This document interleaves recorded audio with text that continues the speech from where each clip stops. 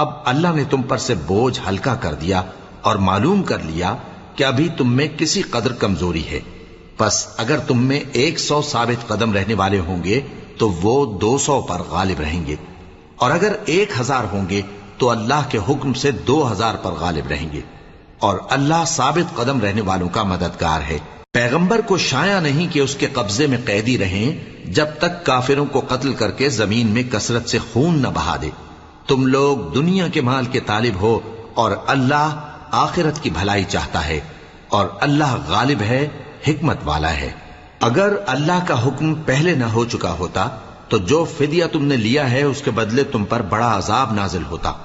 اب جو مال غنیمت تمہیں ملا ہے اسے کھاؤ کہ وہ تمہارے لیے حلال طیب ہے،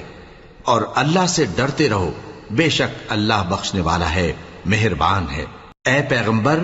جو قیدی تمہارے قبضے میں یعنی گرفتار